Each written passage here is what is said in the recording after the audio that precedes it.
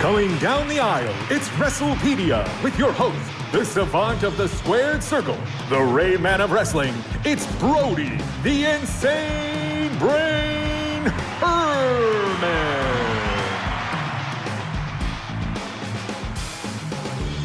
Welcome back to WrestlePedia with Brody, the insane brain Herman, the savant of the squared circle, the Rayman of wrestling. How you doing, Brody? I'm doing great. I'm very excited about these episodes that you put together because you're 18 years old.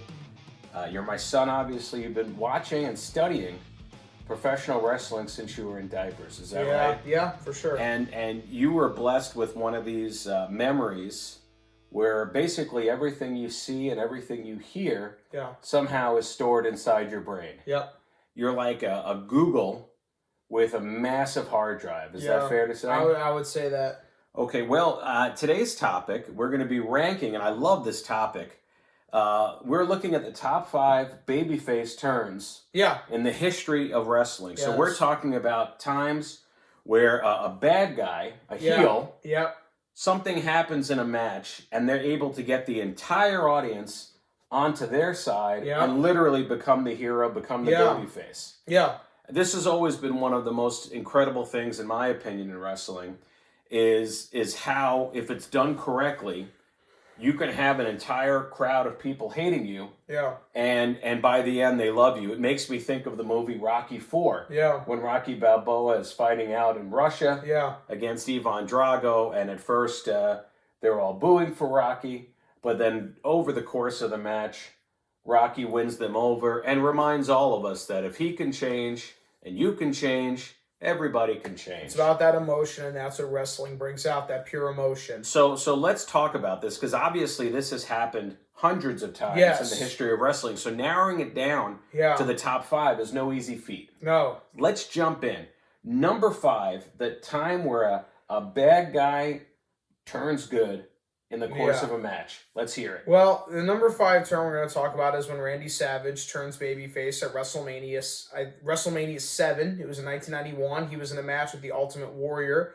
At the time, he was not that good of a wrestler, I have to be honest. Ultimate Warrior. We talk about overrated wrestlers. I put Ultimate Warrior number 1 on the list. Hey, that's another list for another day. That's another list for another day, but we'll talk about, Ultimate Warrior wasn't, that good of a wrestler, and Randy Savage in this match, and of course, we're going Randy Savage as a heel at the time. He turns on Hulk Hogan, WrestleMania 5's main event, Savage versus Hogan. And he's been a heel ever since that point. And fans kind of miss Savage and Elizabeth and that whole thing. I mostly missed Elizabeth. Well, we'll talk about that. I didn't miss Savage that much, but Elizabeth, I mean, as a gentleman, I missed her. Well, we'll talk about that a little bit. Rest in peace. Yeah, we'll talk about that a little bit. In the match, obviously, Savage loses to Ultimate Warrior, and the stipulation was a career-ending match because Vince really wanted Savage to do commentary. Savage wanted really no part of that, even though he did commentary for a while because it had to be under his contract, but he didn't really want to be behind the mic. He really wanted to be in the ring and doing the oh yeah, and that's Macho Man's gimmick, and he had that voice, and that was kind of his thing. And Randy, fans really were booing him, but then of course Elizabeth comes out, and Randy, at the end of the match when he loses, he gives her a big hug, and in reality, this was a time to think for Randy to try to repair the relationship, since this is when they were divorced in 91, obviously. There was really no saving it. This was kind of the last time, on good terms between the two, and then they kind of split apart, and but this was not really during the match. He loses the match. But after the match, somehow Elizabeth appears. Yeah, Elizabeth appears. He reconciles with her. The fans go bananas, and it's why it's so important is because I don't think we talk about Randy Savage in the same light without Elizabeth and without that reaction. And the highlight of Savage's career, I don't think we'll talk about him in the same light as when people cite him as being one of the greats. I don't think we would talk about him in the same light without this babyface turn. As you know, I'm a big baseball fan. Sure. I don't follow the wrestling like you do, but actually, Randy Savage had been a professional baseball player. He was in the minors. That's professional baseball. Yeah. He hadn't made it to the majors. No. I believe he was in the Cincinnati Reds system. I think so, for a little while, And do you remember what his name was back then? His real name was Randy Poffo. His father was a wrestling promoter, and of course, they wanted not to, because his brother. But he had to be a pretty good athlete to make it to that far in baseball. In fact, I'm a baseball card collector, and for fun, somebody put out a card of him as if he had made the Cincinnati Reds, and this would have been about 1976. Yeah, it would have 74? been a little early. I think 74. I think he was drafted in like 71. I think he was drafted in like 71. So I'm trying to think of the card that they have. I think it might be 74. Okay, so Randy Savage is number 5 on your list, going from heel to babyface simply by hugging Elizabeth. Yeah. It was. See, they say there's no romance in wrestling, but there obviously is romance there. This moment proved that love conquers all. Yeah, for that little moment, when you talk about romance, this has got to be on top of the list in romance of wrestling. Yeah, I would have. If our primes had overlapped, I think Elizabeth would have been right up my alley. Maybe so. I like that Stephanie McMahon. I'll be honest with you. It's hard to hate her because I think she's just a very good-looking woman. Yeah, she has a big presence, of course, in wrestling. I would like her to have a big presence right here. Yeah. Anyway, let's stay on topic. Yes. I don't want to take this too far afoul. Number 4 on your list for the greatest babyface turns. Oh. Of course, that's the signature thing about the turn we're going to talk about. When Batista, of course, Batista, let's segue back here. Batista was Leviathan and OVW, ran by Jim Cornette and Danny Davis, as a vampire gimmick. He was the most over wrestler in the company. He was winning matches like nobody's business, and they bring him into the WWE in late 2002. He was Deacon Batista originally with Devon, and it just wasn't going over well. And then Triple H saw his physique and said, we'll have this guy join Evolution. Well, Evolution was a bad guy group of wrestlers. And now late 2002, all the way until about Royal Rumble 2005, which you know how that whole thing went out. John Cena and Batista eliminated both of themselves at the end of the Royal Rumble, and they had to redo the entire match. It's on pay-per-view live. But Batista ended up winning the match.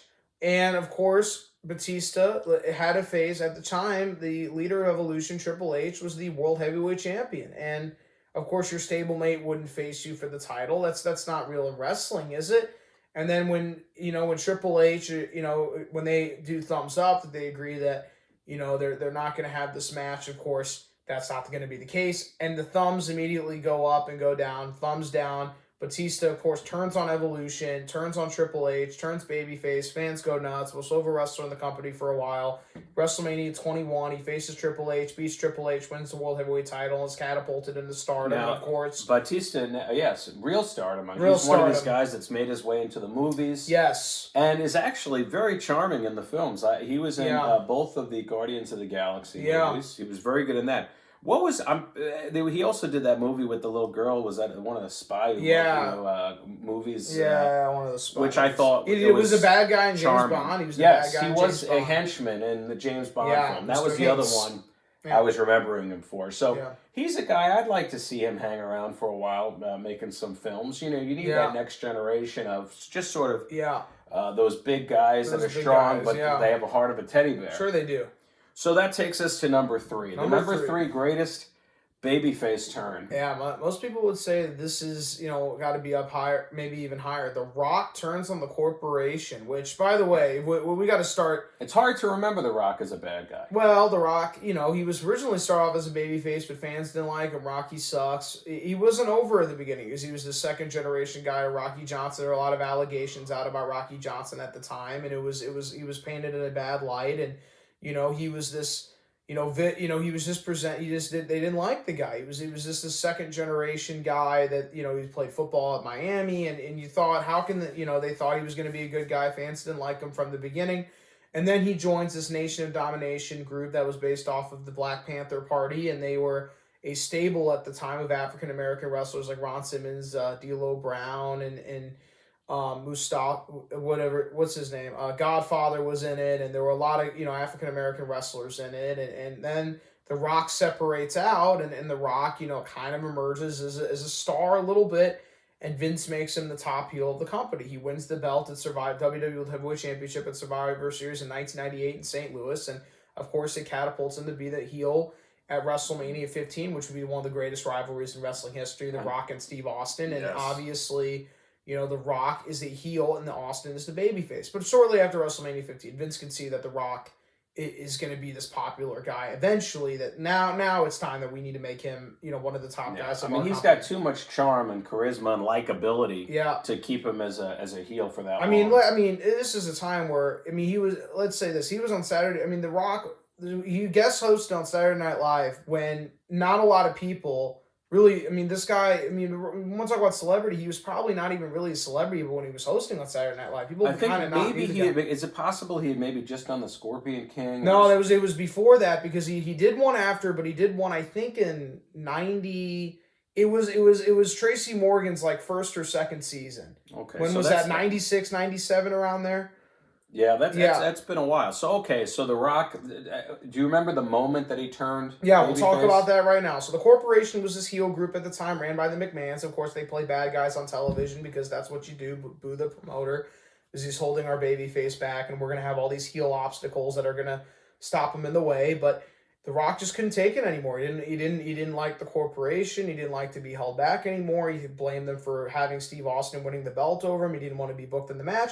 So he became a babyface. He cuts this amazing promo, and this is the first time we see The Rock really bombastically going into a promo, and all of a sudden the fans are getting behind him. This is the moment. The Rock is cutting this great promo, and we really can sink our teeth behind this guy. And this babyface turn catapulted him into a star. That's what you want in a babyface turn. This turn is going to make a guy a star, and this did that for The Rock. So this babyface turn, it wasn't, the greatest turn in itself in the moment, but it catapulted something bigger, and that's what makes it a great babyface turn. No, I understand, and that's what probably keeps it from being higher on the list. I like it when it happens sort of during a match. Well, we're going to talk about that next. Well, all right, number 2 on the list. You're going to like this one. All right, we're all waiting. We're ready. Let's hear it. We're going to talk about Hulk Hogan, but not during. It's Hulk Hogan at WrestleMania 18 in 2002, but let's dive into the career turn. Hulk Hogan was, Vince's top star. When he came back after Rocky 3, he was made WWE Heavyweight Champion, and he pretty much was at the top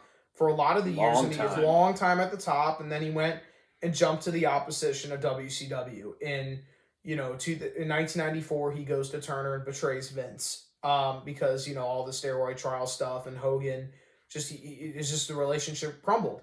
And of course, he goes to WCW.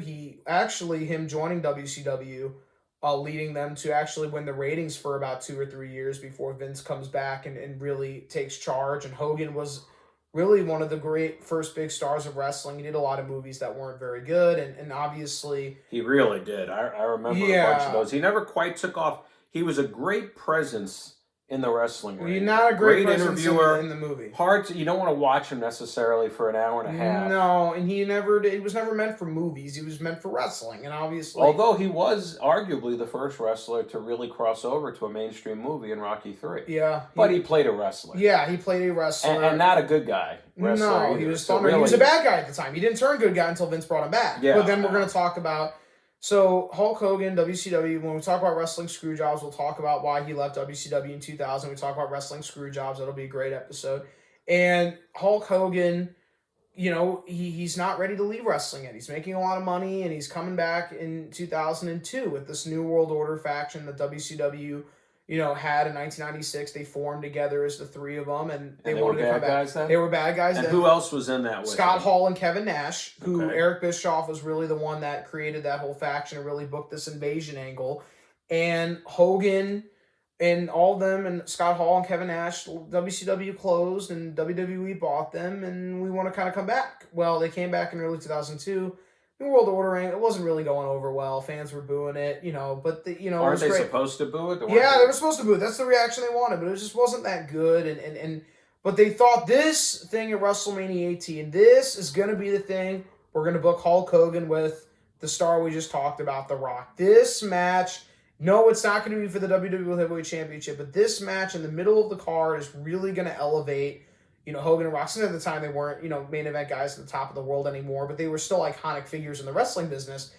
And, Hogan's supposed to be a bad guy, black and white, NWO comes out, and he's against The Rock, and The Rock, is beating him up, and The Rock, I think, ends up winning the match. And of course, because of the NWO attacking Hogan, and then all of a sudden the fans are amazed because he just rips off the black and white and he gets back into it, and he's doing that amazing hulking up and coming back that fans were so yearning for so long, and all of a sudden it was like this nostalgic moment, and Hogan is getting cheered now, and now he's a good guy again. Finally, after all those years. It was finally a happy reunion in wrestling for Hulk Hogan. For now, obviously Hogan has had trials and tribulations through wrestling, and you looking? They're making a movie about Hulk Hogan. He is. It came down to me and Chris Hemsworth as to which one of us was going to play Hulk. Yeah. I had suggested that maybe Chris play the younger Hulk. I was ready to play the older Hulk. You know what? I want to know. I'm not as interested as who's going to play Hogan as more who's going to play Vince McMahon. You know what? Who do you like for Vince McMahon? I don't know if they've cast the part yet. I don't know. I just wonder like who could bring that villain that promoter like presence. I mean, of course you have to make a role for Vince McMahon, make a role for Eric Bischoff, make a role for Mean Gene Okerlund. Yeah, you know who I think would be maybe a good Vince McMahon, depending on if he can get the voice down. Maybe an actor like Tom Hardy. He can do good, he can do evil, he can do smart. He can do evil, yeah. I think he made himself kind of pumped up when he played Bane. Sure. I think he's a good actor. He is a good actor. I think you need somebody with some nuance, but also they got to kind of be a big personality. You got to be big, you got to be, a taller man with that Vince presence, and you've got to be a bossy-like figure. I always thought Damian Lewis can knock off a good Vince McMahon. Yeah, well, I think he's got the acting chops. I don't know if he looks enough like him. Yeah. But nowadays in Hollywood, they can make anybody look like anybody, which is why I wanted to play Hulk Hogan. I said, folks, I got this mustache here. Yeah. Give me a chance. Chris Hemsworth. And they said, no, we have Chris Hemsworth, and we think that that's going to bring women in as well as men, whereas you are going to bring in nobody. And I thought that was a pretty compelling argument. Yeah, well, Thor, we have to make Thor Hulk Hogan. Why I guess not? it makes sense. Anytime they have a long blonde-haired character, he gets the part. Yeah, it seems decidedly unfair. Yeah. Let's get back on track with the list. Where are number we one at? Babyface. The number one. So here it is. The number one babyface turn. Bad guy turns good is... Yeah. Oh, hell yeah. It's Steve Austin. At WrestleMania 13, how can we not... when you talk about babyface turns, catapulting guy to a star, we'll talk about... This is one of the greatest matches of all time. Bret Hart and Steve Austin, WrestleMania 13 submission match. And, of course, Bret Hart wins it, but it's because Steve Austin passes out and he's bleeding. And it's a double turn, where one guy turns bad and one guy turns good. And the classic double turn comes in the play. How do they pull that off?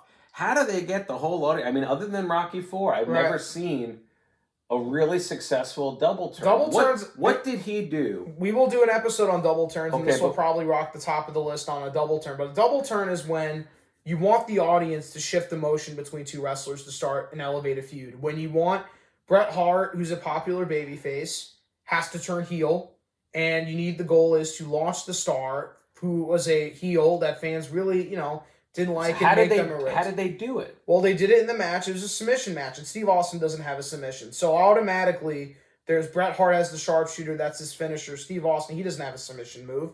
So fans are like, he's not going to win this match. But maybe he could just find a submission. Maybe he can have a submission that can beat Bret Hart. And that automatically, that underdog mentality you surround with Steve Austin, you've got to get behind this guy. You've got to somehow get behind this guy and boo Bret. Well, obviously, in the match, Steve Austin and Bret Hart have a great match. One of the greatest WrestleMania matches of all time. They put on a clinic. This is a great match. And, of course, they have blood in it. And, of course, Steve doesn't have a wrestling hold. Bret Hart puts him in the sharpshooter, and he passes out, but he works so hard. He's bleeding for the fans, and he goes in there and he works so hard that underdog mentality. When Bret put the sharpshooter on Steve, so this was literally like what happened in Rocky IV. Right. Well, and then they started to get behind his heart. Right. You have to get behind his heart. That's how babyface's turns work, or how double turns work. You got to get behind the guy's heart, and you tie. Once he got in that sharpshooter, they weren't a fan of that. They wanted their underdog to win, and when Bret put on that sharpshooter, it became a chorus of boos for Bret. And then when Steve Austin got up, it wasn't a main event of WrestleMania, but he got up and his hand, his hand wasn't raised, but he got out of there and he ended up being the babyface. And what a career that launched, right? I mean, Steve Austin versus Steve Vince Austin, McMahon. I think of his era, the number one probably. Yeah, I mean he kind of dived into Hollywood a little bit, but mainly it was wrestling. I mean, that's the thing you love to do, and that's where Steve Austin belonged. And there was a lot of merchandising around. I mean, Steve yeah, Austin. when you talk about merchandising, NWO T-shirts and Austin 316 T-shirts were all the rage in the '90s, and people love Austin 316, and he actually did that as a bad guy, and then they marketed the hell out of it when he became a babyface. So it was a win-win, and of course that really that turn hadn't happened, God, we'd be talking about a different wrestling business right now. Right, so there you have it, folks. One of the key moments in wrestling. Do you agree with his picks? Did he leave anybody out that you would have put on there? Did he get the order wrong? Let us know in the comments or send an email to Brody directly. He will respond to it. Brody@theinsanebrain.com. Really good episode. Yeah. Thanks for tuning in, and if you haven't subscribed yet, go ahead and subscribe to either the podcast or the channel. We'd love to have you on either one, and thanks for listening. Yep, thank you. Bye. Bye.